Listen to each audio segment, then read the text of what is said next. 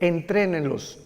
Quiero que los entrenen en la lengua, en las costumbres y en la comida de los babilonios. Sin embargo, Daniel, a esa edad tan temprana, tenía convicciones profundísimas acerca de la santidad y del temor de Dios. Entonces, ellos oraron y decidieron no participar de los alimentos, porque ya saben que los judíos comen kosher o kosher, y muchas cosas estaban contaminadas como el puerco, etcétera, etcétera, y todavía estaban bajo la ley.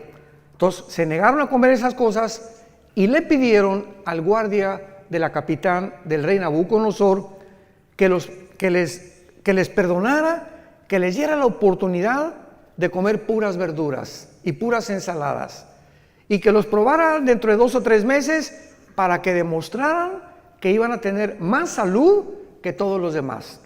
Bueno, pues Dios les dio gracia y así fue, y Daniel y sus amigos comieron una comida vegana en aquel tiempo y fueron realmente con mucha más salud que todos los demás que les rodeaban. Y así Daniel creció bajo el rey Nabucodonosor, bajo el rey Darío de los medos persas, porque después de los babilonios vinieron los persas, los griegos y los romanos, históricamente hablando. Y Daniel, en el capítulo 9, tiene 90 años de edad. Abordamos ya el final de su vida y Daniel se da cuenta, vayamos rápidamente al libro de Jeremías, capítulo 25, comienza a estudiar Daniel Jeremías y descubre algo que comienza a conmover las más profundas fibras de su alma. Dice Jeremías 25, versículo 14: y toda esta tierra será puesta en ruinas y en espanto, y servirán estas naciones al rey de Babilonia 70 años. Y cuando sean cumplidos los 70 años, castigaré al rey de Babilonia y aquella nación por su maldad, ha dicho Jehová, y la tierra de los caldeos, y la convertiré en desierto para siempre. Daniel descubre que la cautividad babilónica está a punto ya de cumplirse. Y dice, bueno, 70 años ya, estamos casi en el año 69. Y entonces Daniel, conmovido, comienza a preguntarle a Dios en todo el capítulo 9, orando, que cuál sería el destino final entonces de Israel. Bueno, vamos, ya se cumplen los 70 años, ¿nos vas a regresar a nuestra tierra? ¿Nos has abandonado por completo? ¿Cuál es el futuro de la nación Santa Jerusalén y de tu pueblo judío? Y entonces Dios manda al ángel Gabriel. Y Gabriel trae la respuesta de Daniel, porque durante 3 semanas, Daniel se la pasó ayunando, buscando a Dios en oración para poder obtener una respuesta satisfactoria de parte de Dios. Entonces el ángel Gabriel se le aparece a Daniel y le revela el ángel Gabriel toda la historia de Israel hasta la segunda venida de Jesucristo. Le dice todo lo que tiene que pasar Israel a través de la historia. Y cuando nosotros en el siglo XX y XXI somos testigos del regreso de judíos en el 48 y lo que está pasando ahorita y lo que se aproxima, somos los testigos de que solo Dios pudo haber puesto la historia en esta secuencia y en esta cronología sobrenatural. Entonces comienza lo que se llama la profecía 70 de Daniel, versículo 24. Regresamos a Daniel capítulo 9 y comienza la revelación del ángel y le dice lo siguiente: 70 semanas están determinadas sobre tu pueblo y sobre tu santa ciudad, y estas 70 semanas es Shivin Shabua en el hebreo, que significa 70 sietes. Los judíos tenían semanas de días y tenían semanas de años. Entonces se encuentra en el libro de Levítico. Entonces no eran 70 semanas, 7 por 7, 49 semanas. Eran 70 semanas de años. O sea, 7 por 7, 490 años. Esto es importantísimo que vayan tomando nota para que tengan un bosquejo clarísimo, que es la profecía más grande de toda la Biblia. acerca del futuro de la nación de Israel y de la parte que nosotros vamos a formar como iglesia dentro de esta profecía, porque cuando esta profecía se cumpla, la iglesia desaparece del mundo. Antes de que se cumpla la profecía, perdón. Entonces, 490 años están determinadas, no sobre la iglesia, sobre tu pueblo y sobre Jerusalén. De aquí en adelante, Daniel, cuando oigas la orden, lo vamos a ver más adelante, de restaurar las murallas de Jerusalén hasta el Mesías, increíble que matemáticamente la Biblia haya profetizado el día exacto de la primera venida de Jesucristo. Desde que se ordene la restauración de las murallas de Jerusalén hasta el Mesías habrá 483 años. Entonces, ¿cuántos años faltan? 7 para los 490, que son los 7 años de la tribulación, como lo vamos a ver. Por eso cuando estudiamos la Biblia y ¿cuándo vendrá Cristo? Antes de la tribulación, o pasará a la iglesia la tribulación, es ignorar la profecía 70 de Daniel. Entonces hay cantidad de gente que se atreve a predicar barbaridades sin tener las bases claras de las profecías bíblicas. 70 semanas están determinadas sobre los judíos y sobre Jerusalén. Número 1, veamos las 6 cosas que se tienen que cumplir. Número 1, para terminar la prevaricación. 2, poner fin al pecado. 3, expiar la iniquidad. 4, traer la justicia perdurable. 5, sellar la visión y la profecía. Y 6, y ungir al Santo de los Santos. Sabe pues, le dice el ángel, y entiende que desde la salida de la orden para restaurar y edificar Jerusalén hasta el Mesías habrá 7 semanas y 62 semanas, y se volverá a edificar la plaza y el muro en tiempos angustiosos, y después de las de 62 semanas se quitará la vida al Mashiach, a Mashiach, a Mashoch, como dicen en hebreo, mas no por sí, y el pueblo de un príncipe que ha de venir destruirá la ciudad y el santuario, y su fin será con inundación. Hasta el fin de la guerra durarán las devastaciones. Y por otra semana, o sea, por 7 años, que una semana tiene 7 años, confirmará el pacto con muchos. A la mitad de la semana hará cesar el sacrificio y la ofrenda.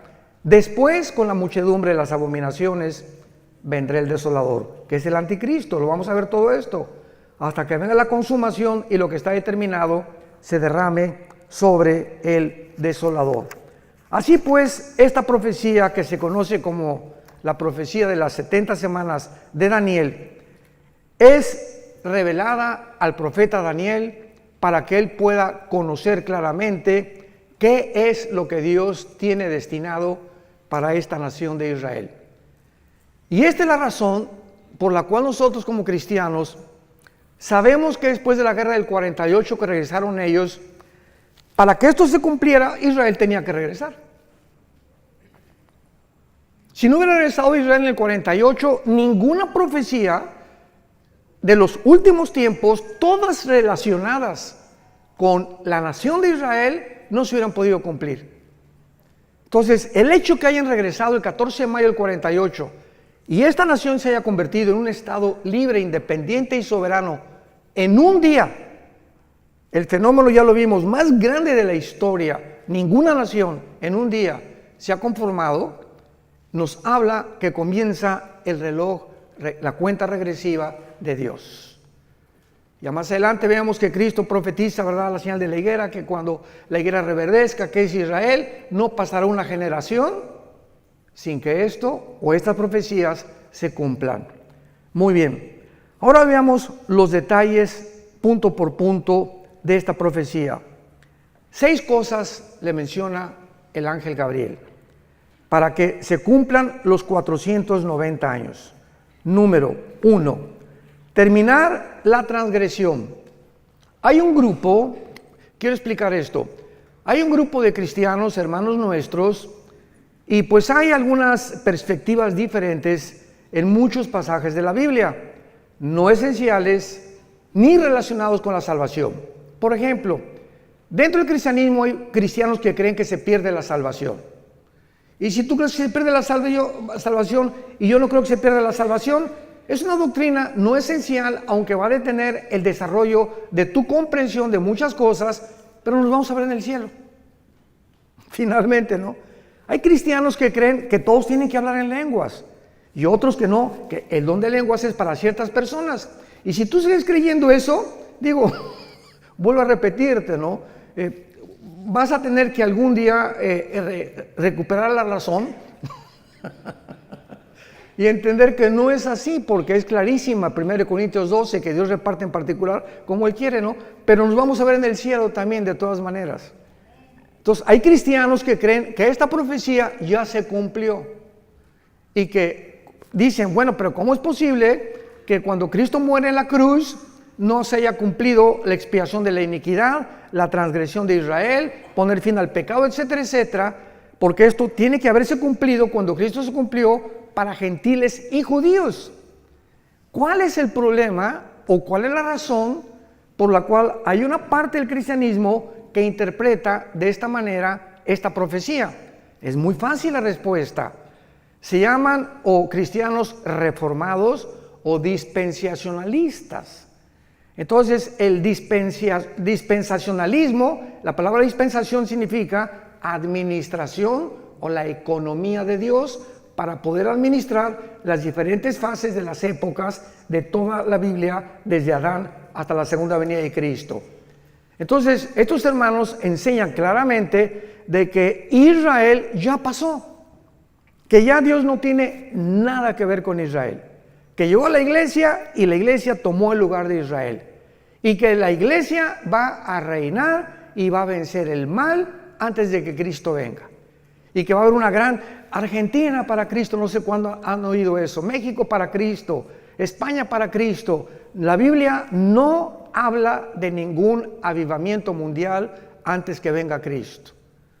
Los avivamientos que va a haber antes que venga Cristo, el arrebatamiento, van a ser como el de Asbury. Hace poco vieron ustedes en Kentucky, ¿no? Que una iglesia comenzaron los muchachos sin ninguna expectativa de nada, comenzaron a cantar la guitarra y comenzó un espíritu, cayeron al suelo los muchachos, llore y llore, no hubo manifestaciones de nada, ni locuras de nada, y las muchachas y comenzaron a arrepentirse y a pedirle perdón a Dios por los pecados, y duró como casi un mes, y la gente del mundo estaba absorta, asombrada de que miles de muchachos estaban pidiéndole a Dios y consagrándose a Cristo sin ningún mensaje de exhortación de ningún pastor. Fue una obra completamente del Espíritu Santo. Ese es un avivamiento.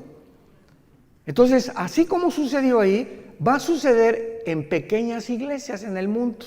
Hay un remanente en todas las iglesias, hay un remanente de verdaderos cristianos santos y que siguen a Jesucristo.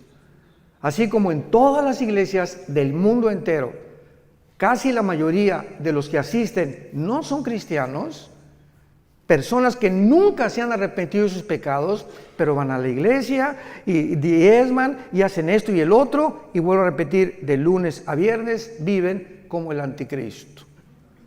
Jamás sin tener fruto, siguen con su amante, siguen con la fornicación, siguen con esto, siguen con por aquí, por allá, y se dicen cristianos.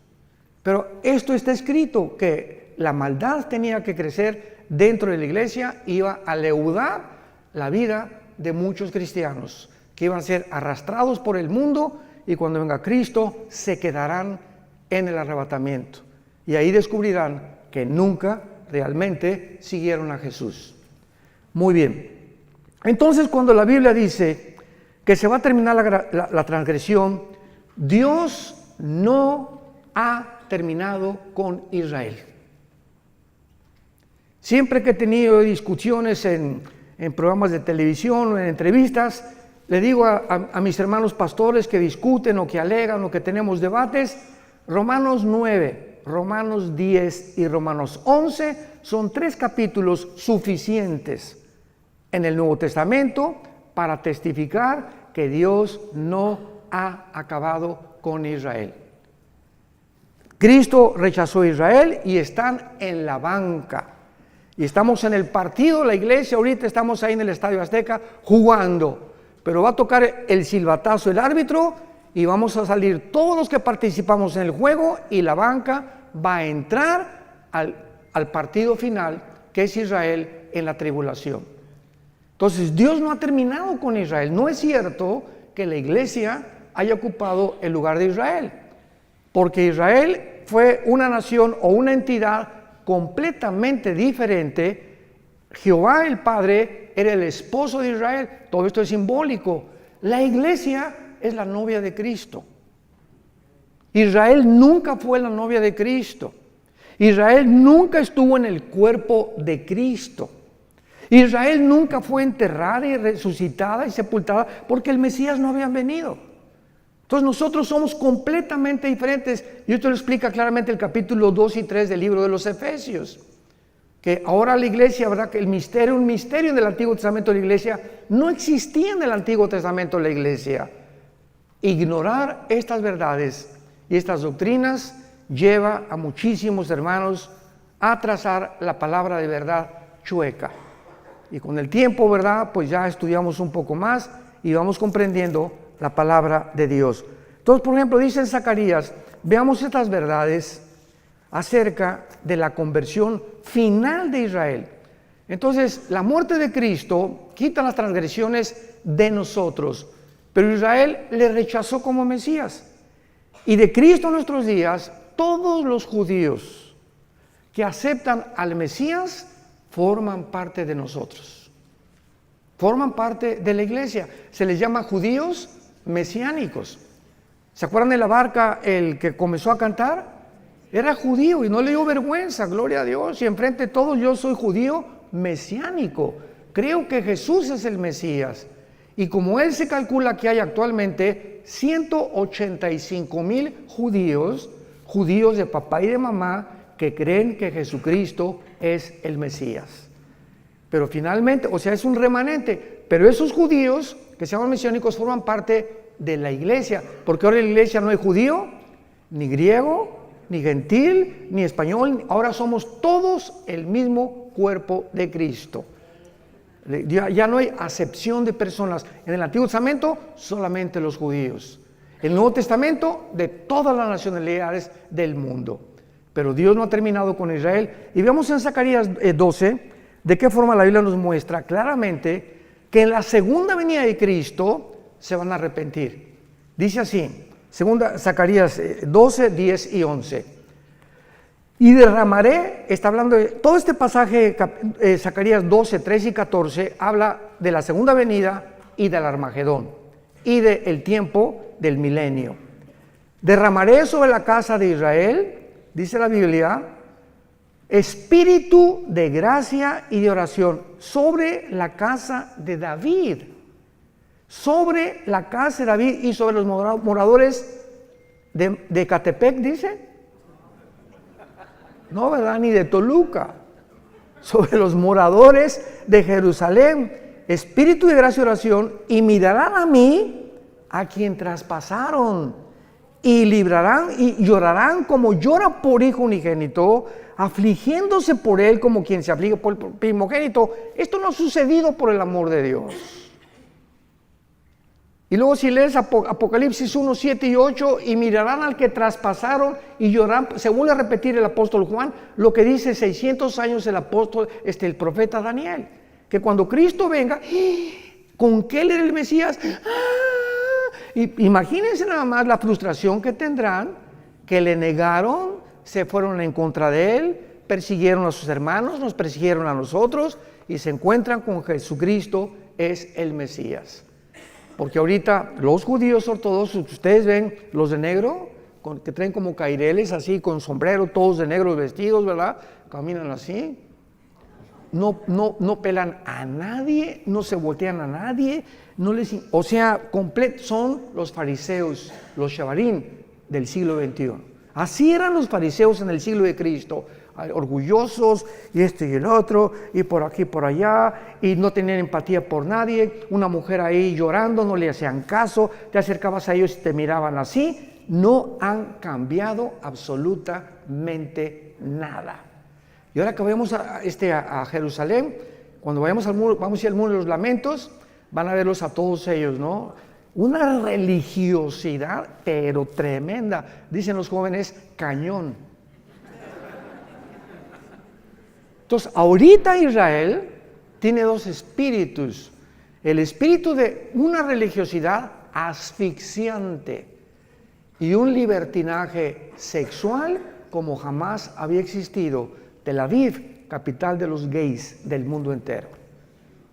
Estaba en Madrid el año pasado, ya se cambió a Tel Aviv. Y bíblicamente va a ser la última capital de ellos, porque Apocalipsis 11 habla y dice, Jerusalén será como Sodoma y Gomorra. Fíjense, nada más hace 2000 años se profetizó en Apocalipsis que llegaría el tiempo en que se convertiría como Sodoma y como Egipto. Y ya lo estamos viendo con nuestros propios ojos. Muy bien. Y dice el capítulo 13 de también Zacarías, versículo 1, y en aquel tiempo, está hablando el mismo tiempo cuando venga el Mesías, habrá un manantial abierto para la casa de David y para los habitantes de Jerusalén, para la purificación del pecado y de la inmundicia. Hasta que venga Jesucristo en la tribulación, van a ser purificados, van a enfrentarse con la limpieza de sus pecados. Es la primera condición de la profecía de Daniel, terminar la prevaricación. Y en el capítulo 14 de Zacarías, esto es precioso porque habla de la segunda venida de Cristo, Zacarías 14, versículo 4, y se afirmarán los pies, está hablando cuando venga Cristo, en aquel día sobre el monte de los olivos, cuando venga Cristo, ¿dónde va a poner sus pies? Donde fue crucificado. Ahí se va a volver a parar Jesús, que está enfrente de Jerusalén al oriente, y el monte de los olivos se partirá, escuchen esto, cuando venga Jesús y se pare ahí, se va a partir por el medio, hacia el oriente y hacia el occidente, haciendo un valle muy grande, y la mitad del monte se apartará al norte y la otra mitad hacia el sur. Cuando venga Cristo, vean esto, se hace una rajada en la tierra en forma de cruz. Se vuelve a hacer la cruz, pero ahora no entre el cielo y la tierra, ahora en la tierra, así, del norte a sur, de oriente a occidente. Y dice el versículo 9, y Jehová será rey sobre toda la tierra en aquel día, Jehová será uno y uno su nombre. ¿Cómo se puede entonces entender de que esto ya pasó? O de que esta profecía se va a cumplir ya cuando Jesús vino. Por no entender la diferencia entre Israel y la iglesia, nos remontamos al mismo común factor denominador. Vayamos al segundo punto, Daniel 9, segunda condición. En segundo lugar, poner fin al pecado. Poner fin al pecado. Vayamos a Jeremías 31, otra profecía para el futuro, para Israel, cuando se les impartirá vida espiritual nueva a los judíos. En el 48, santos de Dios, en el 48, 1948, el siglo pasado, Israel resucitó nacionalmente, no han resucitado espiritualmente. Entonces regresaron a su tierra en incredulidad y siguen en incredulidad. ¿Cuándo todo Israel se convertirá al Mesías? Cuando Jesucristo regrese por segunda vez. Entonces, por eso dice la Biblia, pondrán fin al pecado. Jeremías 31, versículo 31 al 33. Vean qué belleza de profecía encontramos aquí. He aquí que vienen días, dice Jehová, en los cuales haré nuevo pacto con la casa de Israel y con la casa de Judá, no como el pacto que hice con sus padres el día que tomé su mano para sacarlos de la tierra de Egipto, porque ellos invalidaron mi pacto aunque fui yo un marido, ahí está, fui un marido para ellos, dice Jehová. Pero este es el pacto que haré con la casa de Israel. Después de aquellos días daré mi ley en su mente, la escribiré en su corazón, yo seré para ellos Dios y ellos me serán a mí por pueblo. Este pacto, que es el pacto de sangre, Hebreos capítulo 8, nosotros somos los beneficiarios. Porque nosotros que somos la iglesia, en el momento que recibimos al Espíritu Santo, comenzamos en nuestra mente a conocer las leyes de Dios, y dichosos los que las guardan en su corazón. Bendito sea el varón que día y noche medita en este libro de la ley, que guarda en su corazón las palabras de Dios y las enseña a su esposa, las enseña a sus hijos, porque esa será la casa que yo bendeciré, dice Jehová de los ejércitos. Entonces, esto es para el futuro. Y dice aquí claramente, ¿verdad? El versículo 38 de Jeremías 31. Vienen días, dice Jehová, en que la ciudad será edificada a Jehová desde la tierra de Janael hasta la puerta del ángulo. Y saldrá más allá del cordel la medida, el collado de Gareb, y rodeará todo lo que es Goa. Y todas estas regiones actualmente no han sido ni restauradas ni reedificadas, como lo será en la segunda venida de Jesucristo. Número 3, Daniel 9, 24 al 27, para expiar la iniquidad, apuntando hacia la muerte de Cristo, que Él hizo en la cruz. ¿Qué cosa? ¿Qué fue la muerte de Cristo? Expiatoria. ¿Qué significa expiatoria? Sacrificial. Cristo muere en la cruz y Él se sacrifica. Tú y yo teníamos que morir. Tú y yo hemos pecado. ¿Qué vas a hacer con tus pecados? Bueno, hermano, pues soy religioso y bueno, entonces Dios hubiera dicho, miren mis chamaquitos, todas las iglesias y todas las religiones van a llevar a Dios. Y cada quien con su religión y no hay ningún problema, nos vemos en el cielo. ¿Por qué no hizo Dios eso? ¿Por qué tenía su unigénito hijo que morir en una cruz? Si todas las religiones salvan y hay otro camino fuera de Cristo al cielo, la muerte de Cristo fue un desperdicio. ¿Para qué Cristo tuvo que morir? Hubiera dicho, Señor, pues hagan todos mejor, hagan buenas obras, pórtense bien, y den sus diezmos, sus ofrendas, y respeta a tu esposo, y nos vemos en el cielo. Y cuando estaba en Getsemaní, Jesucristo comenzó la pasión, cayó de rodillas, y comenzó lo que se llama la hematodrosis, científicamente, que es cuando las capilaridades de la sangre se rompen por una presión externa que experimentó Cristo. Ahora vamos a ir a Getsemaní, y es curioso que la palabra Getsemaní significa el aceite prensado. Es lo que significa Getsemaní en el hebreo, aceite prensado. Y ahí comienza Cristo a ser prensado, apretado, y sale la sangre. Y Jesús grita, Padre, si es posible, ¿habrá otra forma en la que puedas perdonar a la raza humana? ¿Por qué no les dice nada más que se portan bien, Señor? Que cada quien tenga su religión y todo. 3 veces Cristo dijo, Señor, si es posible, pasa de mí esta copa. ¿Cuál era el temor de Jesús? ¿Los clavos?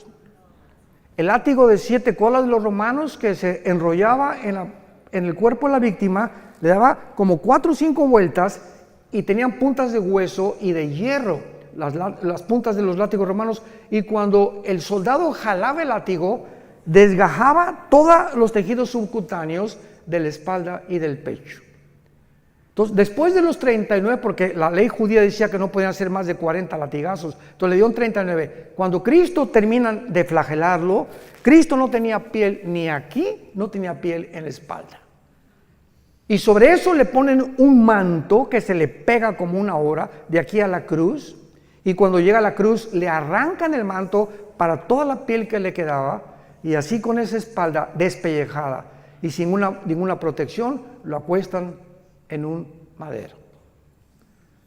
A eso le tendría miedo Jesús cuando dijo, si es posible, pasa de mí esta copa, o los clavos.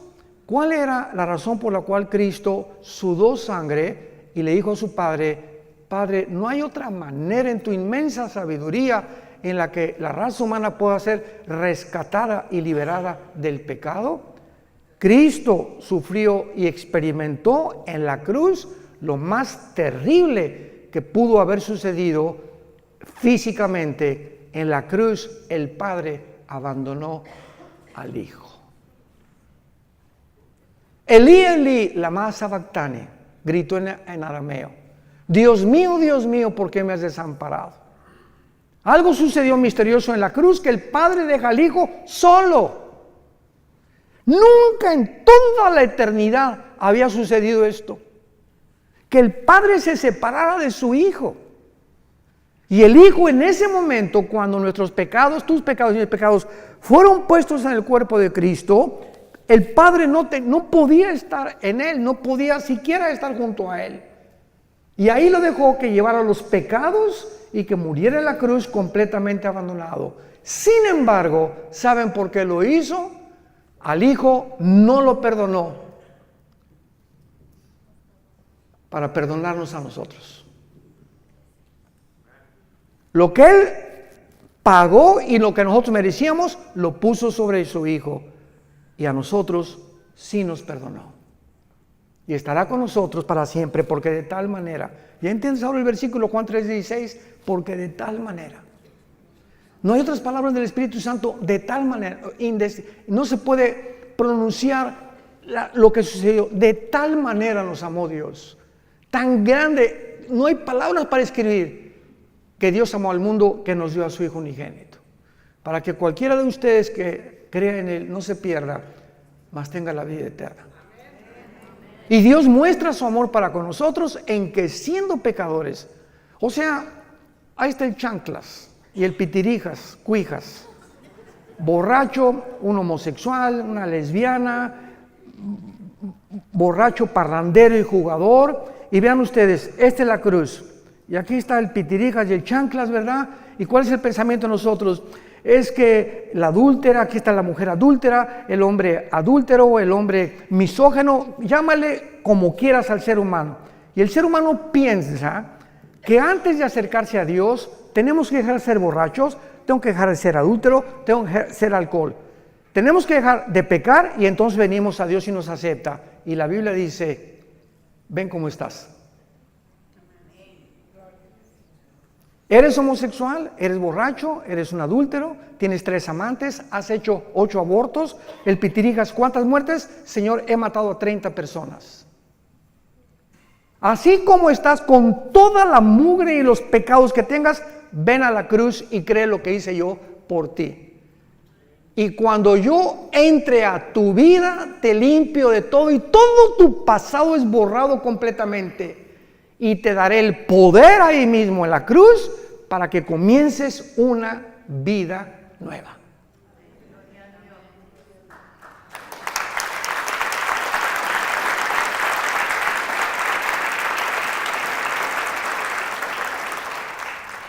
¿Saben ustedes cuál es la palabra que no se encuentra en ninguna religión? Gracia. Esto se llama gracia. Una palabra desconocida, que es la gracia, algo que no merecemos. Hace muchos años, en el 85-86, cuando el general Arturo Durazo era jefe de la Policía Metropolitana, mi hijo Alan, venía un helicóptero por nosotros porque me iban al hangar presidencial. El jefe tenía un escuadrón de helicópteros Durazo en aquel tiempo, en los 80s, y el jefe del escuadrón de helicópteros de la policía, y lo voy a decir porque se está muriendo mi hermano Roberto Barragán, fue a un estudio de nosotros de Apocalipsis, se llama Apocalipsis, en un estudio, se convierte y le lleva al general Durazo un cassette mío, de una conferencia, creo que fue día después de la muerte, algo así. Y entonces el general Durazo le dice al teniente coronel Roberto Barragán: tráeme a ese, me decía, Alducino, tráeme a ese Alducino para que venga aquí. Y juntó a Lino Ventura, al jefe del servicio secreto en aquel tiempo, al jefe de seguridad en el hangar presidencial. Oye, que quieren que lees un mensaje a todos. Y estaban todos sentados en desayuno en el hangar presidencial. Bueno, pues al se acordar de esto, ¿verdad? Prediqué ahí, a la salida dije, a ver dónde me escondo. Prediqué de qué le sirve al hombre ganar el mundo si pierde su alma. Total que fue impactado el general Durazo y de ahí Tacuén nos llevó al colegio de la policía, al desierto de los leones. Y a todos los meros de rango más alto de la policía les predicamos también. Bueno, para no ser tan largo el cuento, yo le dije, general, a mí me interesa predicarle a los presos, porque teníamos un ministerio en Santa Marta, Catitla, en la Penitenciaría Federal y en la cárcel de mujeres, en la carretera que lleva hasta Puebla, Calzada Zaragoza. Y entonces nos mandó un helicóptero y a todo eran 1,636 presos en ese tiempo, y ordenó el general Durazo al general de la prisión, que también era policía, que los juntara en el patio a todos. Y después de que hicimos ese evento, todos los presos así, ¿verdad? Y rasgados, y ves en el video que tenemos ahí, pero así unas caras, y conforme iba pasando el mensaje, ves cómo se les iban suavizando las caras, se convirtieron 1,150 presos. 1,150 presos. Y al final llega uno y se acerca conmigo y me dice, oiga, pastor, quiero contarle algo. Sí, con mucho gusto, venía pero bañado en lágrimas. Y me dice, fíjese que yo estoy aquí en la prisión por un asesinato. Yo soy gatillero a sueldo de Veracruz, donde dicen que la vida no vale nada. Y me mandaron, desde los 12 años me contrataron para matar personas. Desde los 12 años. Y yo llevo hasta ahorita 27 asesinatos.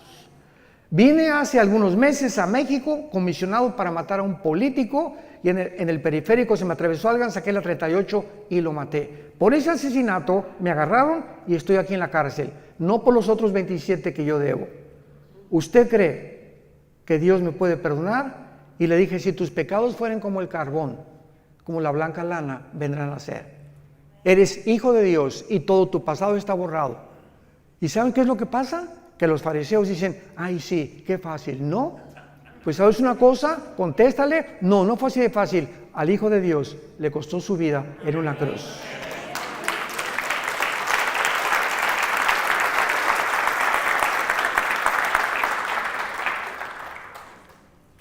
Cuando comprendemos ese amor tan grande, ¿cómo podemos atrevernos a seguir pecando? ¿Cómo podemos atrevernos a creer que nos puede ir bien cuando nos ha sacado Dios de la mugre del basurero donde estábamos todos y creer que todavía el mundo nos tiene algo que ofrecer y no seguir las pisadas de Jesucristo? ¿Cómo podemos ser tan locos dentro del cristianismo de creer que el mundo tiene algo todavía mejor que Jesús? En tercer lugar dice la Biblia, para expiar la iniquidad. En cuarto lugar, traer la justicia perdurable. Esto se refiere al reinado milenial cuando venga Jesucristo. Veamos qué hermoso pasaje en Isaías capítulo 11, cómo se describe la vida del milenio profetizada 700 años antes que el Mesías viniera a la cruz. Isaías 11, saldrá una vara del tronco de Isaí. ¿Quién era Isaí? El papá de Jesse, el papá de David. Saldrá, y siempre la Biblia habla como una rama o como vástago nos habla que crecemos como un árbol y damos fruto. Y un vástago retoñará de sus raíces y reposará sobre él. Está hablando de Jesús, el Espíritu de Jehová.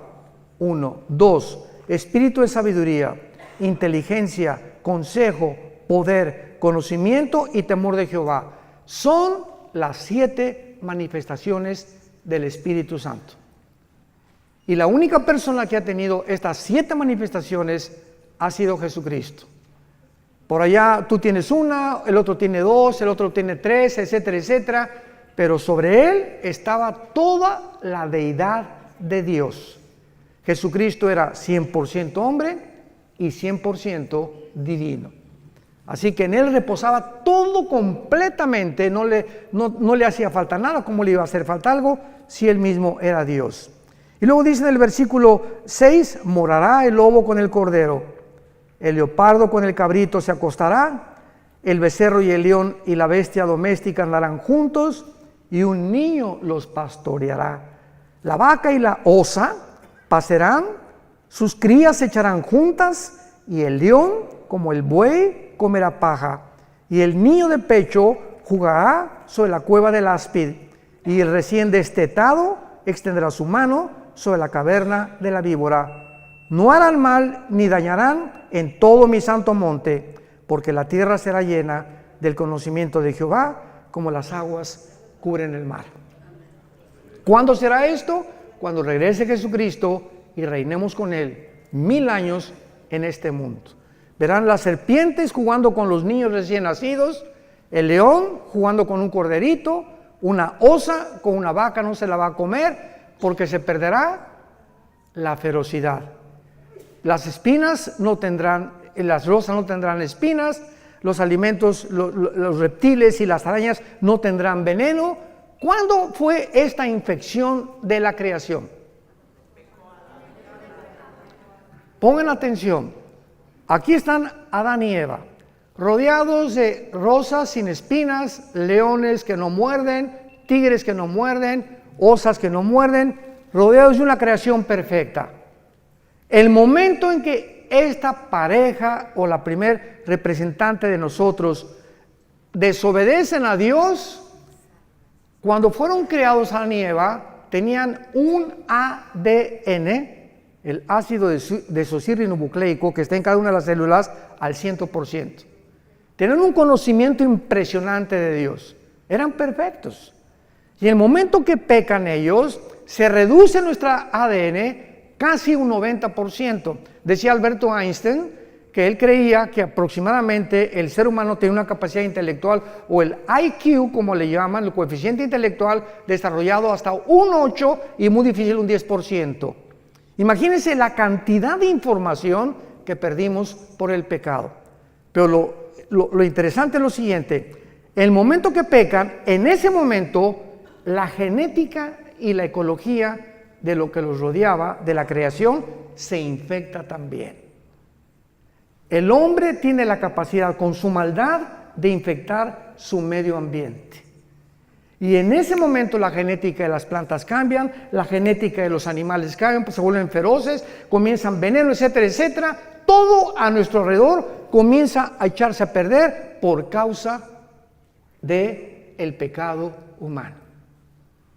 Y esta es la razón por la que nos encontramos en el siglo XXI, en un mundo que el planeta Tierra, COVID, ya tiene COVID, pero 5 veces le ha dado COVID al planeta Tierra. El planeta Tierra es así, no hay aire, no hay alimentos, los mares contaminados, los ríos contaminados, la comida contaminada, ahora comida transgénica, inventando Red Bull, Coca-Cola, Monster, etcétera, etcétera. Cochinada y media hemos acabado con toda la creación. Y los gobiernos, el clima, le están dando más importancia al clima sin darse cuenta que es la maldad de nosotros. La maldad del ser humano, que ha llegado a un extremo donde se autoriza la pedofilia, donde la naturaleza se vuelve en contra de nosotros. Más terremotos, huracanes más violentos, más sacudidas, más tsunamis, porque, ay, que Dios, qué tan malo, sin darnos cuenta que somos nosotros los causantes de todos estos desastres naturales que Dios permite que vengan, para que podamos arrepentirnos de nuestros pecados y darnos cuenta que mientras el mundo se pudre más y más, el mundo va a la par con el ser humano. Vean Isaías capítulo 24. Esto fue profetizado tal como lo estoy narrando en el capítulo 24 de Isaías hace 2000, señoras y señores, hace 2700 años. El profeta Isaías vislumbra, ve, tiene una visión del mundo del siglo XXI. Escuchen, Isaías 24, del 3 al 6. La tierra, ¿hace cuánto fue escrito esto? 2700 años. La tierra será enteramente vaciada, completamente saqueada, porque Jehová ha pronunciado esta palabra. Se destruyó, cayó la tierra, enfermó, Cayó el mundo, enfermaron los altos pueblos de la tierra, y la tierra se contaminó bajo sus moradores. ¿Por qué? Porque traspasaron las leyes, falsearon el derecho y quebrantaron el pacto sempiterno. Por esta causa, la maldición consumió la tierra.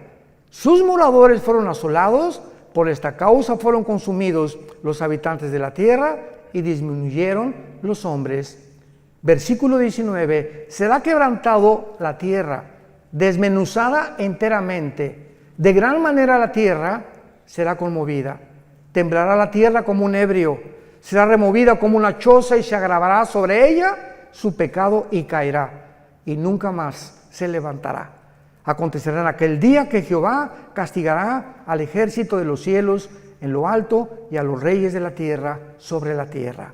Y serán amontonados como se amontonan los encarcelados en mazmorra, y en prisión quedarán encerrados y serán castigados después de muchos días.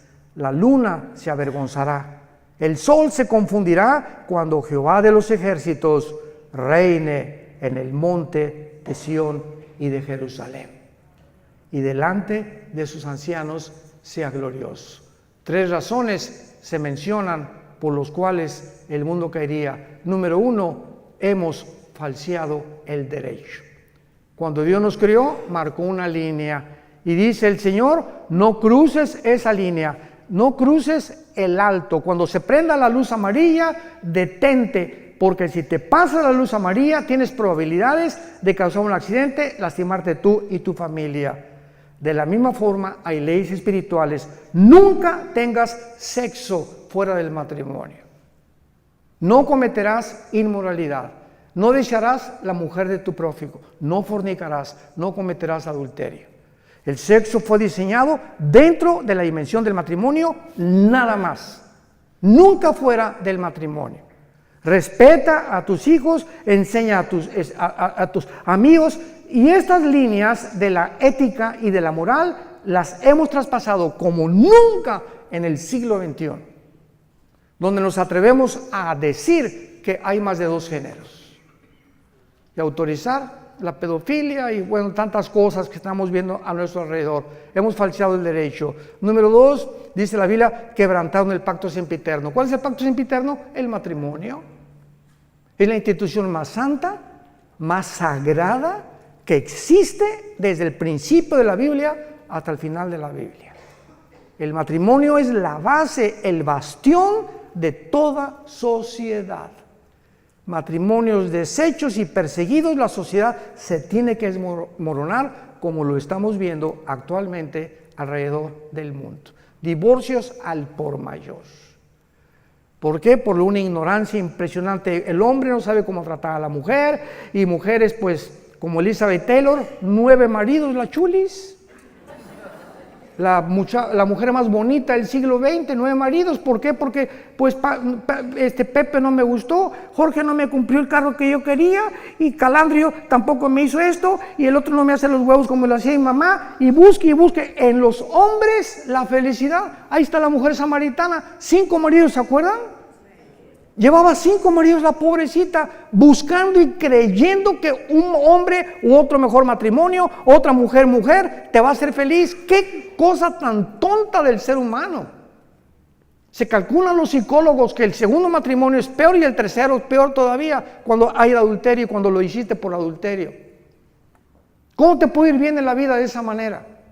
Y creyendo siempre, no, esta mujer no, hay otra mejor, y esta está más guapo, y esta está más bonita, y esta...